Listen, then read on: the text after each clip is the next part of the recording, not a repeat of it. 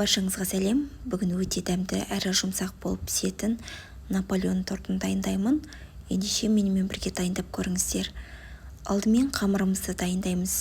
Суымызға үстінен тұзымызды, содан кейін уксусымызды қосамыз. Уксус 9%. Содан кейін үстінен бір жұмыртқамызды салып, венчиктің көмегімен немесе осылай шанышқының көмегімен жақсылап араластырамыз. Міне біз осылай көпіргенше араластырамыз. Енді бұл сұйықтығымызды бір жетке асырып қойып, ұнымызды аламыз. Оның үстінен мұздатқыштан шыққан осындай сары майымызды үккіштің көмегімен бірге үгітетін боламыз.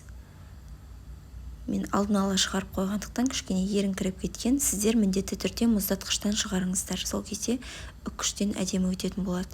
Енді қолымызбен осылай ұнтақтарды дайындаймыз. Сары май мен ұнымызды араластырып, үстінен жаңағы сұйықтығымызды құйып, қамыр елейтін боламыз.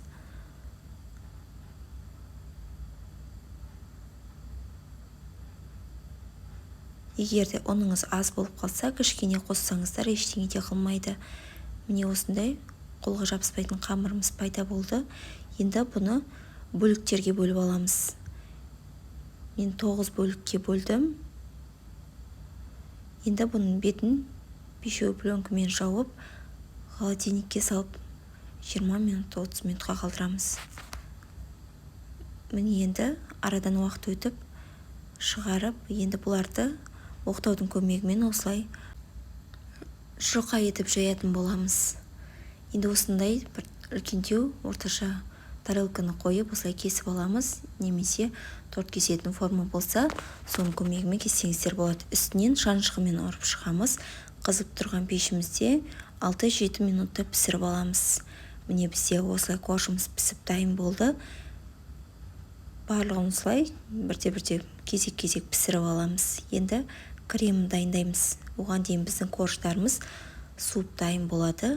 Жұмыртқамыздың үстінен қантымызды қосамыз. Үстінен жылы сүтімізді қосып, жақсылап араластырамыз. Содан кейін үстінен кукурузный крахмал қосамыз. Енді жай отқа қойып, осылай тоқтатпай араластырып тұрып, кремімізді дайындап аламыз. Бетін пищевой пленкамен жауып, суығанша бөлме температурасында суығанға дейін қалдырамыз.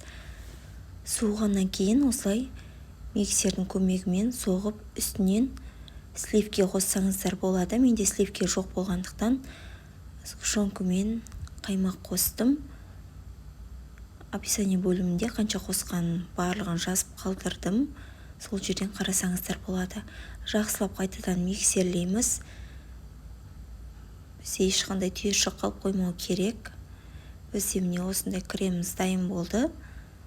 Енді торттарымызды жинайтын боламыз.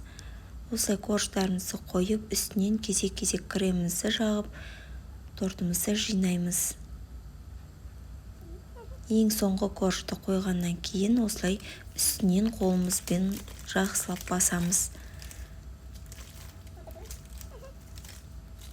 Ерекше дыбыс шығаратын болады. Не осылай престеп үстінен басамыз.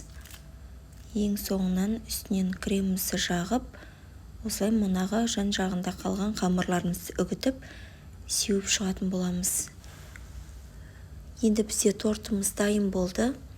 Енді оны пищевой пленканың көмегімен орап, холодильникке бір түнге қалдыратын боламыз.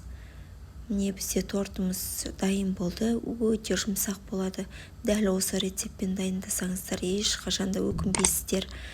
Менің каналыма тіркелуді ұмытпаңыздар. Сіздермен болған сандуғаш. Назарларыңызға көптен көп рахмет.